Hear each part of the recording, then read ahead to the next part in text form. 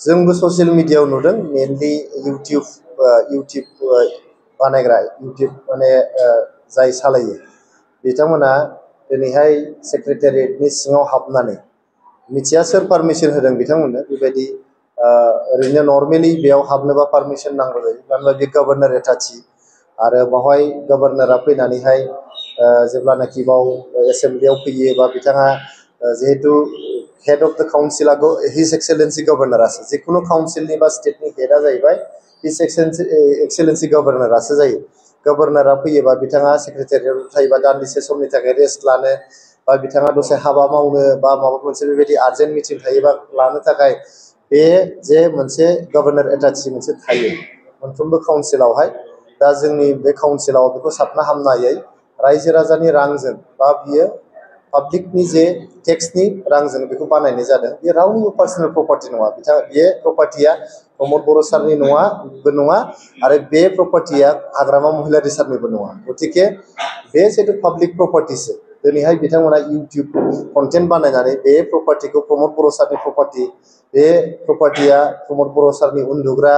बाव थाग्रा होननानै देखायनो नागिरदों बियो नंखाय बियो जोबोद नंखाय बेखौ नोंथांमोना अफिसियेलि कनफार्म खालामनो हागोन बेयाव जायफोर केयारटेकारफोर दङ बा जाय बेखौ सामलायो जिएडि डिपार्टमेन्ट दङ जिएडि डिपार्टमेन्टआव बेखौ सामलायनो हागोन बे रावनिबो पार्सनेल प्रपार्टि नङा बियो गभर्नमेन्टनि प्रपार्टि बेयाव जेब्लानाखि जोंनि काउन्सिलनि आलासिफोर फैयो इनक्लुडिं गभर्नर चिफ मिनिस्टार्स बा बेबायदि प्राइम मिनिस्टार बा सोरबा सेन्ट्रेल मिनिस्टारफोर फैयोब्ला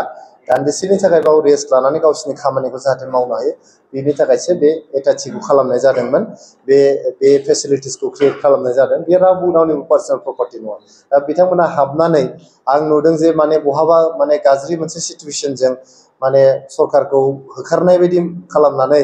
बे प्रपार्टिखौ हाबनानै बेखौ माने मोनसे कियटिक सिन देखायनाय बे मोनसे आनरुलि मोनसे सिन देखायनाया बे जोबोद दुखुनांथाव जादों आङो बिपिएफनि दैदेनगिरिफोरखौ खावलायहरदों आरो जिहेतु बिथांमोना गाबोन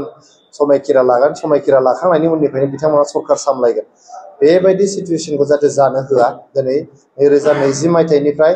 जोंनि बड'लेण्डआव गोजोना फैफिनबाय बयबो गोजोननि हां लादों बयबो गोसो बायदि बाथ्रा बुंनो हादों दिनै इउटिउब कन्टेन्ट बानायनो हादों बेबायदि थासारिया सिगाङाव गैयामोन 2020 मायथाइनिफ्राय गोबां खौरांगिरिफ्रा बेयाव जिउ गारनो गोनां जादों गोबां खौरांगिरिफ्रा बेयाव सिगिसग' खालामजादों गोबां खौरांगिरिफ्रा गोदो बुजादों बेबायदि इउटिउब कन्टेन्ट खालामलायनायनि बेबायदि थासारि गैयामोन अनलि एन्ड अनलि प्रमद बर' सार दैदेननाय इउपिपिएलनि सरकारनि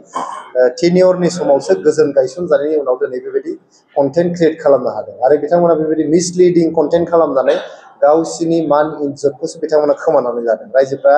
लासैनो मिथिलांगोन बा अलरेडि मिथिखाबाय जे बे प्रपार्टिया प्रमद बर' सारनि प्रपार्टि नङा बियो सरकारनिसो प्रपार्टि बेखौ दिनै बिपिएफनि सरकार जाबाय बिपिएफआनो बेखौ बाहायगोन आरो जायखि सरकार फैया मानो हमना ला 2030 मायथाइयाव गुबुन सरकार फैगोन 35 मायथाइयाव सोरबा सरकार फैगोन गतिके जायखि सरकार फैया मानो बे सरकारफ्रा बेखौ बाहायलांनो हागोन आरो बेयो रायजो राजानिसो प्रपार्टि बेयो सरकारनिसो प्रपार्टि गतिके